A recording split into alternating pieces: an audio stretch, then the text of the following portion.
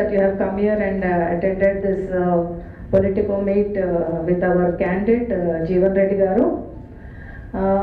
Congress is the party which has actually given the got rims in Adilabad and Nizamabad, that is with the persuasion of our Honorable ex-Minister Sudarshan Reddy Garu. అది ఎంత ఉపయోగం అంటే ఇప్పుడు మన northern తెలంగాణకు we have been not referring cases to Gandhi and Usmania అన్ని అందుబాటులో వచ్చినాయి. And one more thing what we have got in the Congress era was Aarogyasri. ఎక్కడ లేని దేశంలో మన ఆరోగ్యశ్రీ ద్వారా మన తెలంగాణలో మన దివంగత నేత వైఎస్ రాజశేఖర రెడ్డి గారు తేవడం జరిగింది. And one more thing was violence against doctors act కూడా మన రాజశేఖర రెడ్డి గారి కాంగ్రెస్ జమానాల్లో రావడం జరిగింది. కాబట్టి కాంగ్రెస్ ఇంకా ముందు ముందు కూడా always it is with public and private partnership. ఎప్పుడైనా ఓన్లీ గవర్నమెంట్ హాస్పిటల్స్ కాకుండా always it is in even with private పార్ట్నర్షిప్లో ఉంటుంది.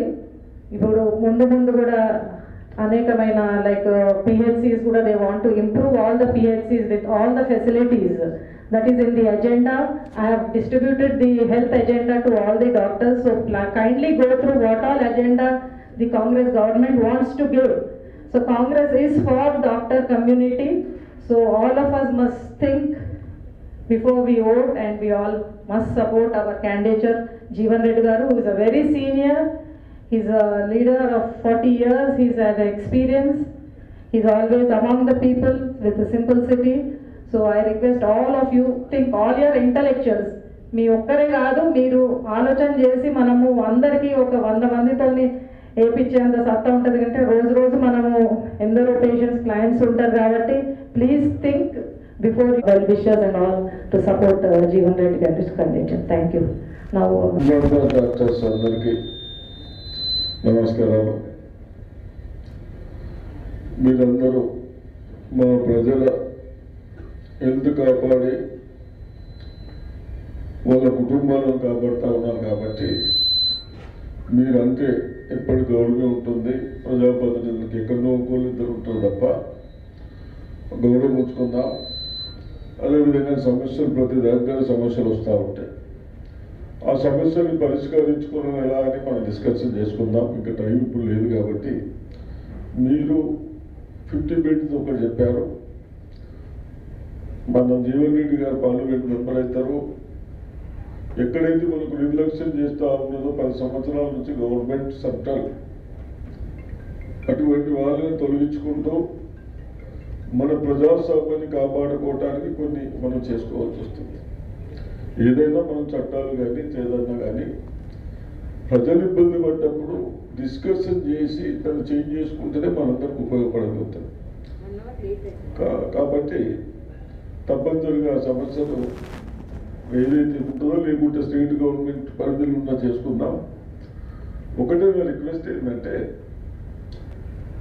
గత 10 సంవత్సరాల నుంచి ఏదో మనది అగ్రికల్చర్ డిస్ట్రిక్ట్ కాబట్టి మేము ఫైనాన్షియల్లీ మా గ్రాంట్స్ ఫాదర్స్ తరఫు నుంచి నిజాం సాగర్ కానీ డ్యామ్ కానీ షుగర్ ఫ్యాక్టరీస్ కానీ అగ్రికల్చర్ మాకు సౌకర్యాలు ఉంటే మేము బాగా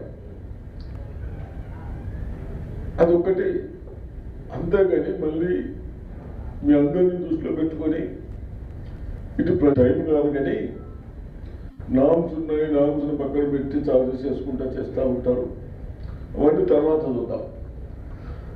కాబట్టి ఇక్కడ కూడా మీ ప్రాక్టీస్ మా ప్రజలకు ఇబ్బంది కావద్దు. ఇబ్బంది అయితే మన చేతులు లేదు, మీ దగ్గరకు వస్తారు వాళ్ళు.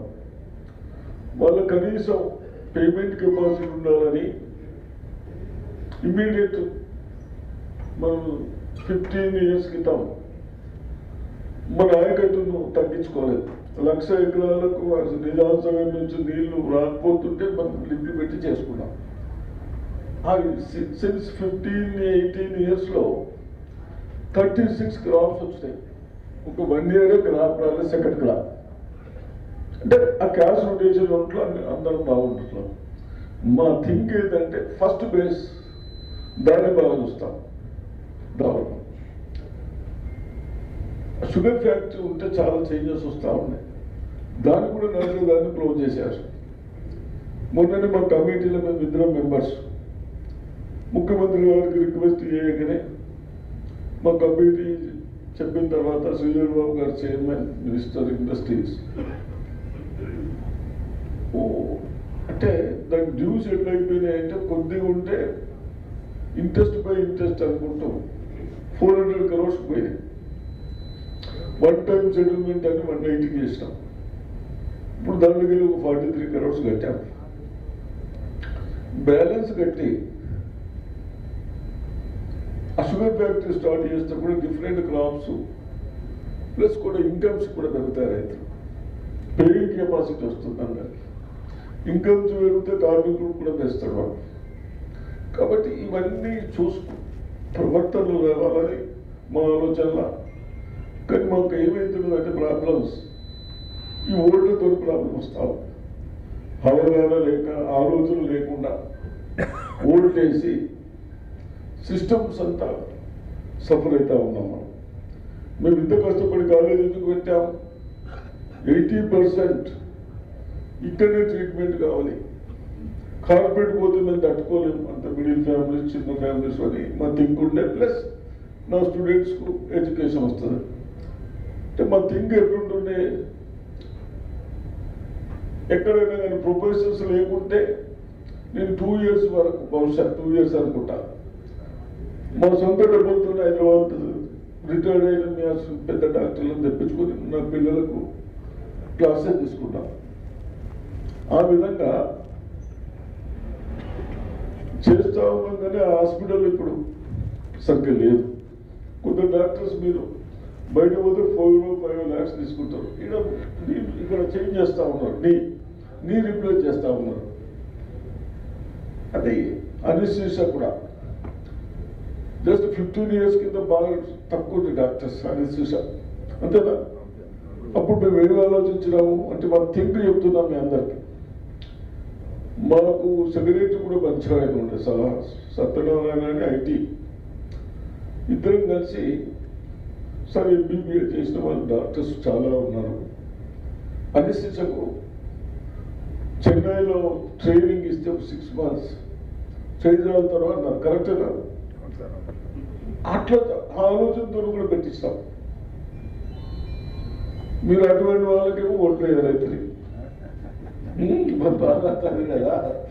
కాబట్టి తప్పనిసరిగా మీరు అందరు ప్రజలకు చేస్తూ ఉన్నారు. అందరికి మనం ఉండాలి, ప్రజలు ఉండాలని ఆలోచన ఉన్న వాళ్ళు గొప్ప వాళ్ళు. మరి ఏదైనా సమస్యలు ఉంటే కరెక్ట్ డిస్కషన్ చేద్దాం. మీరు వేరేగా చెప్పింది అది ఇప్పుడు నేను మాట్లాడాను కానీ నాకు థింక్ ఉంది. ఒక్కొల్లు తర్వాత సంగతి మీ టీమ్ హాస్పిటల్స్ నడవడానికి తప్పనిసరిగా సహకారం ఉంటుంది. ఏం మహేష్ కరెక్టేనా? మహేష్ కూడా అందరూ మాట్లాడతారు కానీ తప్పనిసరిగా ఉంటుంది.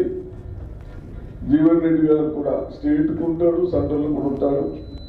దయచేసి మీరందరూ పొజిషన్స్ కానీ కొద్దిగా ఒక బండి రోజు కేవలం మీ ఓటు 10 సంవత్సరాలు నెగ్లెక్ట్ చేసిన వాళ్ళని మనకు కూడా నెగ్లెక్ట్ చేస్తే బాగుంటుందేమో అని నా ఆలోచన. అంటే సార్ గతగంటే అంటే నేనేం చెప్పలేదు. మీ డాక్టర్స్ థ్యాంక్ యూ.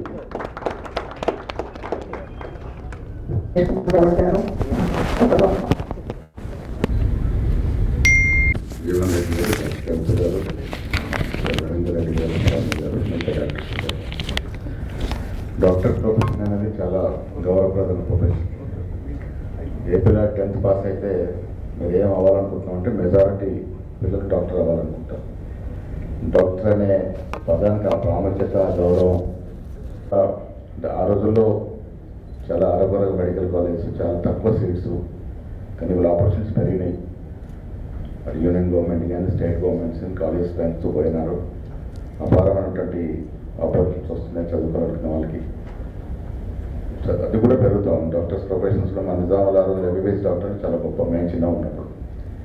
ఇవాళ మాస్టర్స్, దాంట్లో స్పెషలైజేషన్స్ అన్నీ వచ్చేసాయి. టెక్నాలజీ పెరిగింది, సైన్స్ పెరిగింది. నిజామాబాద్ ఏ విధంగా హైదరాబాద్ యావత్ దేశంలో మెడికల్ హబ్గా మారిందో, ఒరిస్సా ఈవెన్ చెన్నై నుండి కూడా హైదరాబాద్కి వచ్చి ట్రీట్మెంట్ తీసుకున్నటువంటి పరిస్థితి. సో తెలంగాణలో ఉత్తర తెలంగాణ నిజామాబాద్ కూడా గొప్ప ప్రాంతం.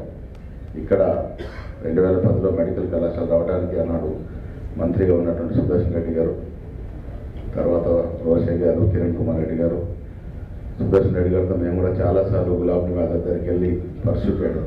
ఈ కాలేజ్ టెక్నికల్ కొద్ది ప్రాబ్లం వచ్చింది, మధ్యలో మేనేజ్ చేసి ఆ రోజు ఆజాద్ గారు ఇక మెడికల్ కౌన్సిల్ ఆఫ్ ఇండియా వాళ్ళు అసలు ఎవరికి వినరు.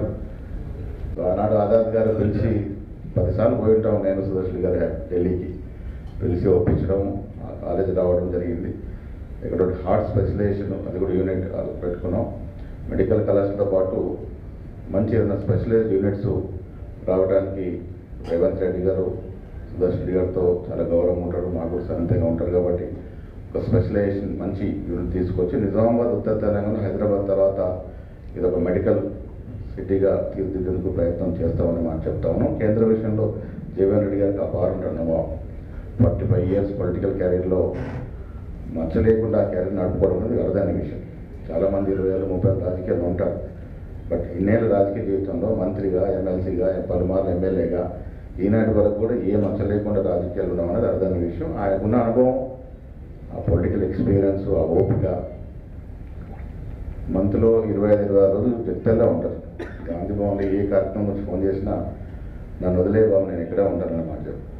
నిరంతరం ప్రజలతో ఉండేటువంటి వ్యక్తి. అలాంటి వ్యక్తి పెద్దల సభకి పంపితే గౌరవంగా ఉంటుంది. ఆయనకున్న అనుభవం దృష్ట్యా మనకు భవిష్యత్తులో ప్రాజెక్ట్స్ కానీ, ఇండస్ట్రీస్ కానీ, అగ్రికల్చర్ బేస్డ్ డిస్ట్రిక్ట్ ఇక్కడ ఆగ్రో ఇండస్ట్రీ చాలా రావాల్సిన అవసరం ఉంది. దాంట్లో కూడా వారి అనుభవం మనకు ఉపయోగపడుతుంది. చదువుకున్నవాడు, అనుభవం ఉన్నవాడు, తెలిసిన వ్యక్తికి ఓటేస్తే మనకు మంచి జరుగుతుంది. చాలామంది ఓటేయము, మీరు ఆ రోజు బిజీ ఉంటారు ప్రొఫెషన్లో, కానీ దయచేసి రావాలి. చదువుకున్న వాళ్ళు, తెలివైన వారు ఓటేయకుండే అన్వాంటెడ్ పీపుల్ ఎలెక్ట్ అవుతారు. సో పార్లమెంట్కి మనం అన్వాంటెడ్ పర్సన్ని ఆపాల్సిన అవసరం ఉంది. వాళ్ళు గత 5 ఏళ్ళలో 14-19 కవిత గారు ఎంపీ అయినారు. వారు రాజకీయాలు చేసుకోవడానికి సమయం సరిపుచ్చుకున్నప్పుడు డిస్ట్రిక్ట్ మీద ఏమాత్రం కాన్సన్ట్రేట్ చేయలేదు. ఈవెన్ అరవింద్ కూడా 5 ఏళ్ళు వృధా చేశాడు. మేము బీహార్, ఉత్తరప్రదేశ్ ఎంపీలు చూస్తాం, ఒక్కొక్కరి ఇద్దరు పిఎల్ఏ పెట్టుకొని కేంద్రంలో అపారమైనటువంటి స్కీమ్స్ ఉంటాయి. మన తెలంగాణ ఎంపీలు మెజారిటీ ఎంపీలు స్కీమ్స్ తెలియవు, దాని మీద దృష్టి పెట్టారు. చిన్న చిత్కా స్కీమ్స్, ఫైనాన్షియల్ స్కీమ్స్ అన్నీ ఎత్తుకుపోతారు. ఉత్తరప్రదేశ్, బీహార్ వాళ్ళే చాలా తెలివిగా ఇన్నోవేటివ్గా అసలు ఎత్తుతారు. ఎక్కడ ఏ స్కీమ్ ఉందని దాన్ని లాక్కెళ్ళిపోతారు. మనలు ఉన్న సమయం ఇక్కడ తిప్పుకోవడానికి సరిపోతే అసలు కాన్సన్ట్రేట్ చేయరు, దాని మీద దృష్టి పెట్టారు. సో పెద్దలు జీవన్ రెడ్డి గారు నాకు తెలిసి ఏదన్నా ఒక ఇష్యూ ఉంటే దాన్ని క్షుణ్ణంగా స్టడీ చేస్తారు, చాలా డీప్గా స్టడీ చేస్తారు. సో రేపు కేంద్రం నుంచి మన జిల్లాకు కానీ పార్లమెంట్ కానీ రావాల్సిన స్కీమ్స్ రావడంలో వారు నిష్ణాతులు. సో దయచేసి తప్పకుండా ఓటేయండి. అన్వాంటెడ్ పీపుల్ని మనం పెద్దల సభకి పెద్ద మనిషి పోతే బాగుంటుంది. కాబట్టి మా అందరి కోరిక జీవన్ రెడ్డి గారు కరీంనగర్ చేయమని వచ్చారు. అక్కడ మేము పెద్దలు సుదర్శన్ రెడ్డి గారు వారిని ఒత్తిడి తీసుకొచ్చి నిజామాబాద్ తీసుకొచ్చాం. మేము ఉంటాం, మేము గెలిపించుకుంటామని తీసుకురావడం లేదు. అందులో అక్కడ సీఎం గారు ఆయన కరీంనగర్లో పెట్టాలన్న ఉద్దేశం ఉండేది. మేమే ఆయన్ని బలవంతంగా తీసుకొచ్చినాం. కాబట్టి వారిని పార్లమెంట్కి పంపుకుందాం. మీరు మీ ఓటే కాదు, you are the best vote cultivators. మీరు రోజుకి మీ దగ్గరకు వచ్చే పేషెంట్స్కి ఒక నిమిషం తీసుకొని హితబోధ చేస్తే కొన్ని వేల ఓట్ని కల్టివేట్ చేయగలరు. మీరు ఆ కార్యక్రమం చేయాల్సిందిగా మీకు విజ్ఞప్తి చేస్తూ సెలవు తీసుకుంటాను. జై హింద్.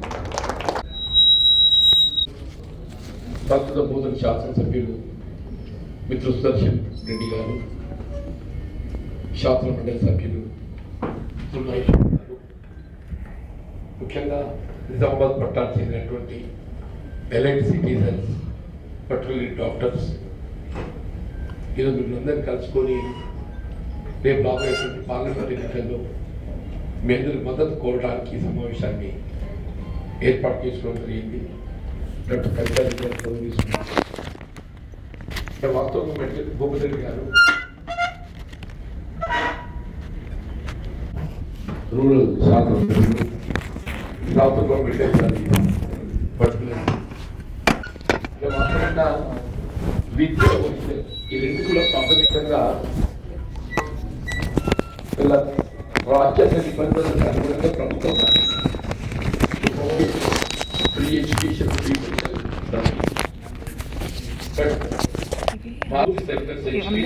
ప్రింట్ చేయించిన అందరికి ఏమన్నా 90% ఫిట్ ఇలా ప్రైవేట్ సెక్టర్ చెప్పాలంటే ప్రభుత్వం నిర్వహింపు చేసేటువంటి బాధ్యత మీరు నిర్వహించారు. ప్రభుత్వం చేయవలసినటువంటి నిర్వహించిన బాధ్యత మీరు అంటే you are sharing the responsibility of the government.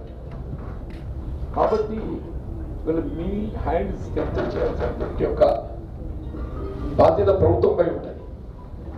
ఇవాళ పేషెంట్కు రిలీఫ్ ఇవ్వాలి, financial concession, medical service or whatever it is, దాని ప్రభుత్వ తోడ్పాటు మీకు ఎంత అందించగలిగితే మీరంతా పెద్ద మొత్తంలో ఎక్కువ సర్వీస్ చేయగలుగుతారు.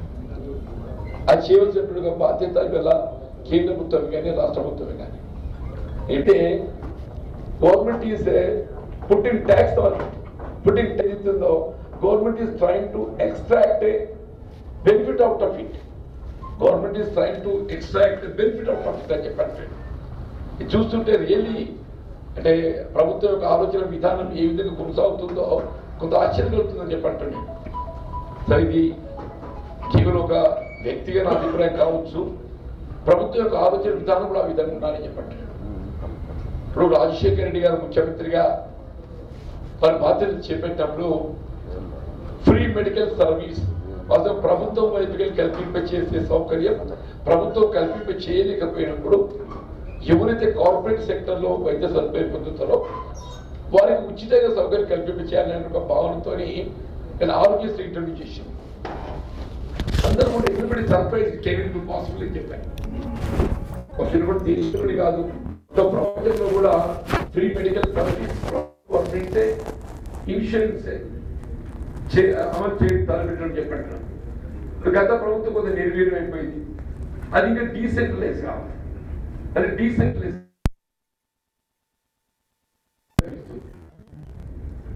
దాని ఇంకా డీసెంట్రలైజ్ అయ్యి మన జిల్లా కేంద్రాలలో కూడా ఉండేటువంటి ఆసుపత్రులకు మీరు అందించేటువంటి సేవలు ఏదైతుందో ప్రభుత్వం మీకు ఆ రీఎంబర్స్మెంట్ ఇచ్చినట్టయితే మీరు పేషెంట్ రిలీఫ్ ఇస్తారు.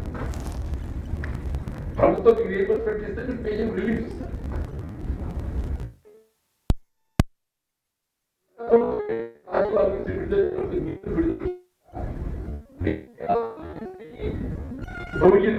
ఆసుపత్రులు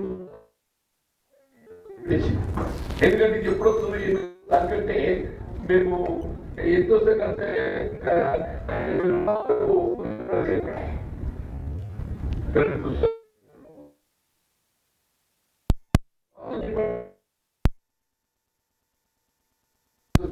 చీఫ్ మినిస్టర్ ఈ ఆరోగ్యశ్రీని డీసెంట్రలైజ్ చేయడంతో పాటు ఇవాళ ముఖ్యమంత్రి గారు ఏం చేస్తున్నారంటే సీఎం రిలీఫ్ ఫండ్ శాంక్షన్ చేస్తున్నారు. ముఖ్యమంత్రి సహాయం పేషెంట్ కు 1 లక్ష రూపాయలు ఖర్చు వస్తే ముఖ్యమంత్రి గారు ఎంత ఇస్తారు? 30% మ్యాక్సిమం ఏం చేస్తుందో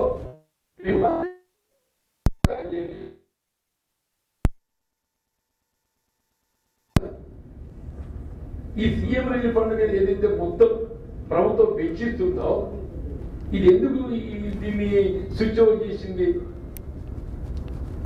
ఇవాళ ఏదైతుందో నేను పర్సనల్ ఫేవర్ చేస్తున్నా అనే ఒక భావన కల్పింపజేయడానికి కొరకు ఆరోగ్యశ్రీని నిర్వీర్యం చేసి సీఎం రిలీఫ్ ఫండ్ బలోపేతం చేసి నా దృష్టిలో అన్న చెప్పాను CM relief fund let it be continue. But Aarogyasri అనేది ఏదైతుందో ఇవాళ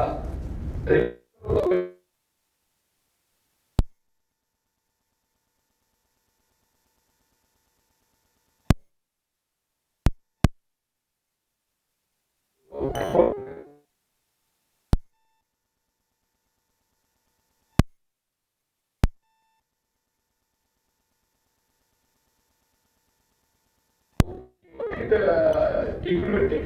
He got it implemented. NGO organization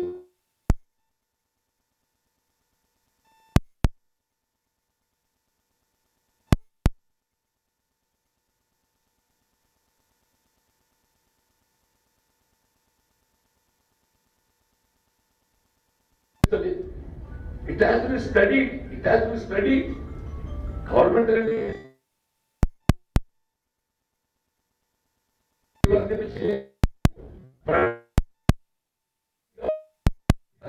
remuneration కావాలి.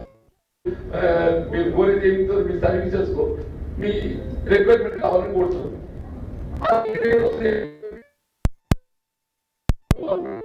ఎట్లా వస్తుంది పేషెంట్కి వస్తుంది. పేషెంట్ మీద భారం పడకుండా ఉచితంగా వైద్య చదువు కల్పింప చేయబడే విధంగా దీన్ని ప్రత్యేకంగా కమిటీ వేయాలి. గొప్పతన్నా బికాజ్ యువర్ డాక్టర్, మీరు ఆయన ఎమ్మెల్యే ఆల్సో ఈ స్టడీ చేయండి అని చెప్పండి. నాకు ఎట్లంటే మా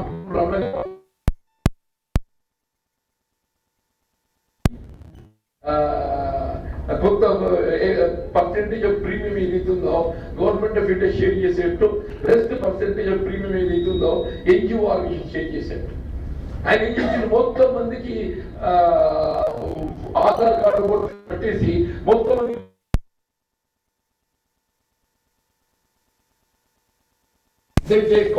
NTR health insurance.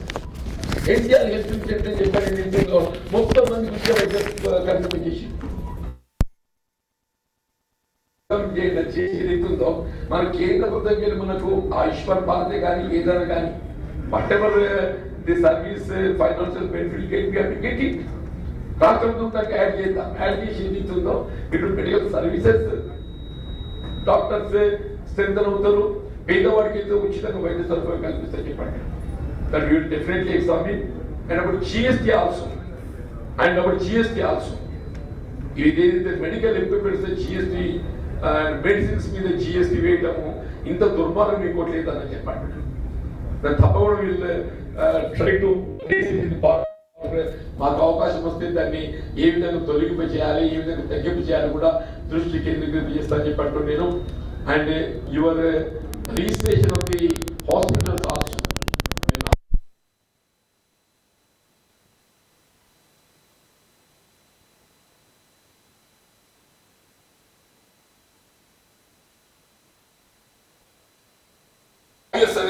It's a reasonable demand. Definitely, I'll put it before the state government or even if it's the central government. 5 years ko sare review cheyabadega that తీర్చిదిద్దుతాను నేను. నా ప్రభుత్వ ఆసుపత్రులు కూడా అన్ని సొల్యూషన్ గారు అప్పుడు నిజామాబాద్ ఏర్పాటు చేశారు. As a policy matter TRS government మన జిల్లా కేంద్రం ఏర్పాటు చేసింది. బట్ టీచింగ్ ఫ్యాకల్టీ లేదు, నీకు సూపర్ స్పెషాలిటీ వింగ్ లేదు. ఆసుపత్రి వచ్చింది అంటే వచ్చింది. There is no super specialty wings anywhere. No teaching faculty. ఎంతలో మీరు టీచింగ్ ఫ్యాకల్టీ స్ట్రెంత్ చేయమో మనకు కావాల్సిన విద్యా బోధన సదుపాయం కల్పింపు చేయమంటారు. అట్ ది సేమ్ టైం అన్ని ప్రభుత్వ ఆసుపత్రులు ఏదైతుందో సూపర్ స్పెషాలిటీ వింగ్స్ ఏర్పాటు చేసుకోగలగాలి. అప్పుడు మాత్రమే మనం ఆశించినట్టుగా సర్వీస్ చేయగలుగుతాం చెప్పండి. వాట్ ఎవర్ ఇట్ ఈస్ ఈరోజు ఏదైతుందో నాకున్నటువంటి అనుభవంతో, నా పొలిటికల్ మెడికల్ ఫీల్డ్తో నాకు చాలా అనుబంధం ఉందన్న చెప్పంటాను.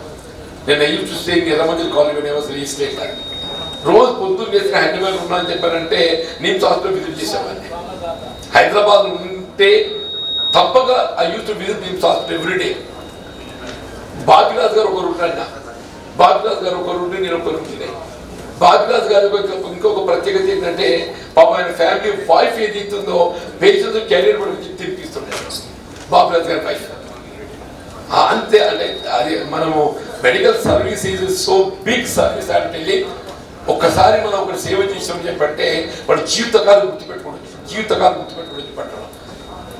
అటువంటి ఒక సర్వీస్ మెడికల్ సర్వీస్ తప్పకుండా ఏది ఇస్తుందో ఈ మెడికల్ సర్వీస్ ఫర్దర్ ఇంప్రూవ్ చేయడానికి నేను నాకున్న అనుభవంతో ఏది ఇస్తుందో నేను ప్రయత్నం చేస్తా. ఈ మెడికల్ సర్వీసెస్ ఇంప్రూవ్ చేయడానికి డాక్టర్స్ మీద కూడా మీరు తాగుడు గురించి ఏదైతే పేర్కొనడం జరిగిందో రాష్ట్ర స్థాయిలో ఏదైతే చట్టం రూపొందించింది, మీరు జాతీయ స్థాయిలో కూడా చట్టం రూపొందిస్తే బాగుంటుంది పేర్కొన్నారు. Definitely try to raise it. ఇంకా ఇతరత్ర ఏ అంశం ఉన్నా కానీ ఫైర్ సేఫ్టీ అవన్నీ బిల్డింగ్ రూల్ పర్మిషన్స్ అవన్నీ ఏదైతుందో education institutions, medical institutions, buildings అన్నీ బిల్డింగ్ సర్వీస్ రూల్స్ ఉన్నాయి. అవన్నీ let us get it study. ఏదైనా my only request, my humble request to all of you is there. నాకున్నటువంటి ఒక అనుభవంతో నాకు దయచేసి personal request all of you, please extend your cooperation, please stand by మీ. నాకున్నటువంటి ఒక అవకాశంతో నిజామాబాద్ ఇవాళ ఈ జిల్లా కేంద్ర నిధితో next Warangal is the biggest town. Warangal తర్వాత ఇక్కడ లభించాల్సిన సౌకర్యాలన్నీ ఇక్కడ చేయబడాలి. అది మెడికల్ కానీ, ఎడ్యుకేషన్ కానీ, ఇతర ఏదైనా కానీ చెప్పంటారు. ఆ విధంగా దీన్ని ఇప్పుడు చేయడానికి ప్రాంతంలో సుదర్శన్ రెడ్డి గారు ఉన్నారు. తప్పకుండా దీన్ని ముందుకు తీసుకోవడం చెప్పి మనం చేస్తూ సెలవు తీసుకుంటాం. Good morning, everybody. I was a bit late because of late information. I know it was very nice to meet you, everybody here. And today's guest, Jeevan Reddy Garu, is a candidate for Lok Sabha today. And Honorable Chief Guest, ex-Minister Suresh Reddy Garu, Kavita Reddy Garu, Mahesh Garu, and all senior elder collected respected people. So, we all know that this is election time, and very shortly on Monday we are going to have an election for the Lok Sabha. You know, Lok Sabha is something, the highest body in the country, which will really make the difference whom you are sending there. So, just there's a representation given to the even from the medical fraternity. That's okay, fine. That is going to be definitely considered and will take into notice of the government. When Chief Minister Garu and Health Minister, whatever the authorities needed, will do it. But I request you, not only as a doctors, you are the most influenced citizens of the country and especially in Nizamabad town. So you think behind your profession. So think about our city, think about our society, think about our Nizamabad Parliament, Nizamabad district where we are living, and so you go through the history. Past 10 years, once the Telangana is formed with the big ambitions, and nothing is done in Nizamabad city. We are selected. Kavita, she is a daughter of ex-CM, and we had expectations like she may change the Nizamabad district, but nothing is done. And again, because we fed up with her, and then Arvind came, so because of various reasons we selected him as a party, as a candidate. So even though they are in the central power, in the center, nothing is done. Just imagine, past 5 years, nothing is done. Religion, nothing is done. So Jeevan Reddy Garu is an advocate, he is well educated, and he had a wide legislative knowledge, and he was ex-minister, now he is serving as MLC. So he can fight in the parliament for us problems.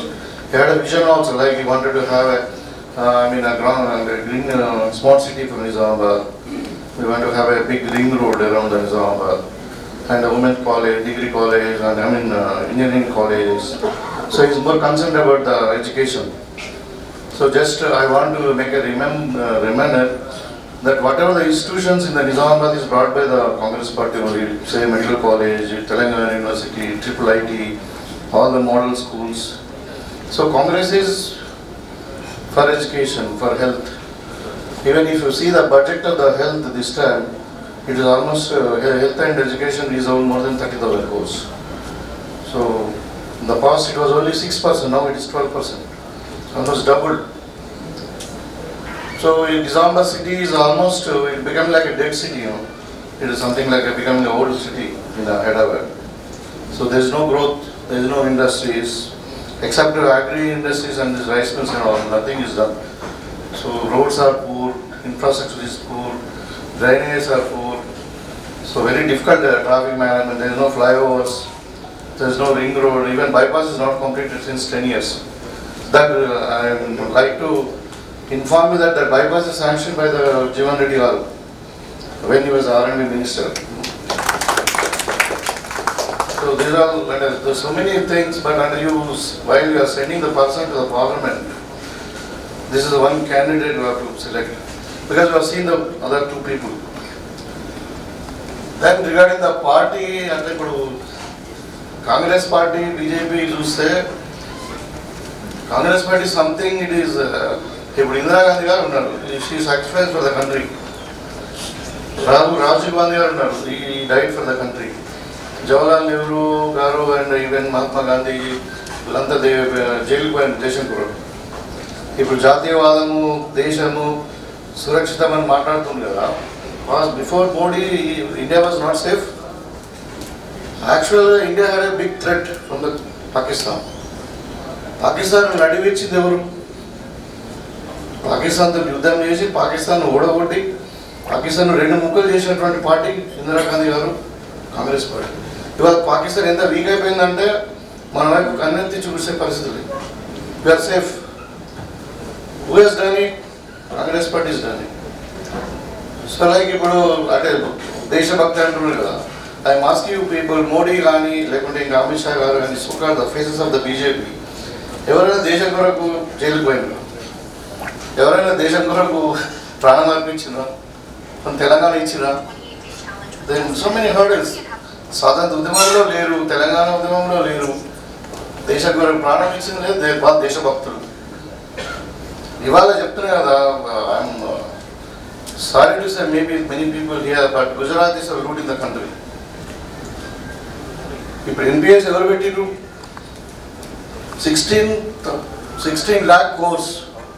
It's not easy, you know. ఇప్పుడు Telangana budget 2.75 lakh course, అంటే 6 times of the Telangana budget. 16 lakh core now it's NPI, non performance అకౌంట్ల కింద bank లూటీ చేసి పరదేశాలలో ఉన్న వాళ్ళు, foreign కంట్రీలో ఉన్న వాళ్ళు ఎవరు తెలుసా?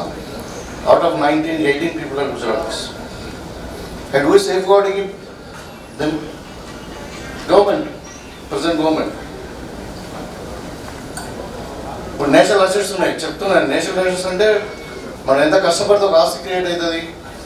పాస్ట్ 60 years నుండి Congress is creating national assets like institutions కానీ, ఐఐటీస్, ఐఐఎంస్ కాకుండా అసెట్స్. ఇప్పుడు railway stations, airports, shipyards, BHEL, coal mines, లేదా ఇప్పుడు ఈవెన్ మన ఎల్ఐసి విశాఖ, సోకాల్డ్ ప్రెస్టీజియస్ అని మన తెలుగు పీపుల్, ఇవన్నీ నేషనల్ అసెట్స్. ఇవి ఏమైతున్నాయి? మొత్తం ప్రైవేట్ అయిపోతుంది. అమ్మిషిరు కదా అవన్నీ. ఎవరుగా మీరు గుజరాతీలకే ముదా, అదాని, మోడీ అంటే అంబానీ. ఇప్పుడు అంటే టాకింగ్ బిహైండ్ అవర్ ప్రొఫెషన్. నేను as a politician I'm speaking to. అయితే ఇక్కడ ఏమైందంటే ఇప్పుడు India is a different economy, not like US. ఇక్కడ మిక్స్డ్ ఎకానమీ అవసరం ఉంటుంది. సోషలిస్టిక్ కంట్రీ ఇది. ఇక్కడ పూర్ ఉంటారు, రిచ్ ఉంటారు. అండ్ ఇప్పుడు ఇంకా ఏమైందంటే పాస్ట్ 50 years నుండి కాంగ్రెస్ ఎఫర్ట్స్ వల్ల basic infrastructure like agriculture, food, agriculture fully stabilize అయింది. ఇన్ఫ్రాస్ట్రక్చర్ లైక్ ఇప్పుడు రోడ్, రైల్వేస్ అండ్ ఎయిర్పోర్ట్ కానీ, సీపోర్ట్ కానీ కూడా స్టెబిలైజ్ అయినాయి. ఐటీ స్టెబిలైజ్ అయింది. Basic fundamentals, education institutions stabilize అయినాయి, హాస్పిటల్స్ ఎస్టాబ్లిష్ అయినాయి. అయిన తర్వాత ఏమైందంటే ఇది ఈజీ 20 years. ₹1 కోటి 2 కోట్లు చేయాలంటే 2 years. So the country has to grow very fast now actually. Because of the very bad policies adopted by the Modi ji, he may be good orator. Modi ji is a maybe good orator, but he is not a good prime minister, I'm telling you. ఎందుకంటే అదే economic growth లేదు, unemployment పెరిగిపోయింది, inflation పెరిగింది. So elite of the society అనుకుంటున్నాను. Really the doctor's income is come down or not? Doctors purchasing capacity తగ్గిందంటే you imagine the common people, common labour people ఎంత సంపాదిస్తున్నారు, ధరలు ఎట్లా ఉన్నాయి అంటే country is going rich people becoming rich, poor people becoming poor. We don't want that kind of country.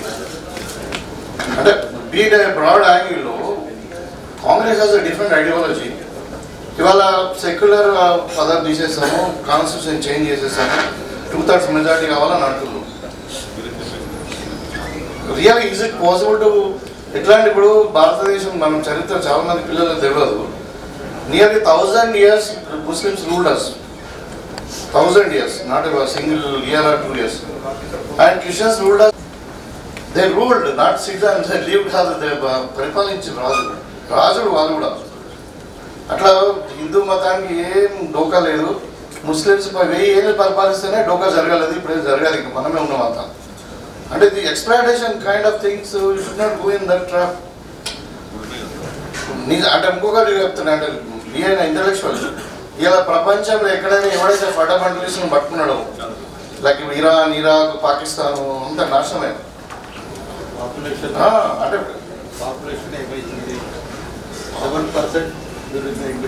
అదే that can be corrected of. there should be different policies for that to control the population. వీళ్ళంటారు 10 మంది కనమంటారు కదా, మరి అట్లా కాదు అది. So ఇప్పుడు వేరైతే కంట్రీలు ఎక్కడెక్కడైతే ఉన్నాయో ఫండమెంటలిజం పట్టుకున్నాయో అవన్నీ కూడా నాశనమైనవి. అంటే ఇప్పుడు పాకిస్తాన్ కానీ, ఇరాక్ కానీ, ఆఫ్ఘనిస్తాన్ కానీ. సో ఫండమెంటలిజం కాదు, హ్యుమానిజం పట్టుకోవాలి. Religion everybody, I like my God, somebody like the Quran, somebody like the Jesus. Actually అట్లా అంటే అంత ఇంటలెక్చువల్గా మాట్లాడితే ఇంతమంది దేవుళ్ళు ఉంటారు. కాబట్టి దేవుడు ఒకటే ఉంటాడు. ఎవరి రిలీజన్ వాళ్ళది. Should respect your human being. మన వాడు భూమి మీద మనకంత ఎంత ఉందో మనకెంత ఉందో మనకంత హక్కు ఉంది. కాబట్టి సోషలిస్టిక్ వేలో Congress has a different ideology. ఇప్పుడు మళ్ళీ ఎట్లుందంటే వీళ్ళది, బాబాసాహెబ్ అంబేద్కర్ ఎవరు? కాంగ్రెస్ వాళ్ళు. లాల్ బహదూర్ సర్దార్ వల్లభాయ్ పటేల్ ఎవరు? కాంగ్రెస్. నేతాజీ సుభాష్ చంద్రబోస్ కాంగ్రెస్.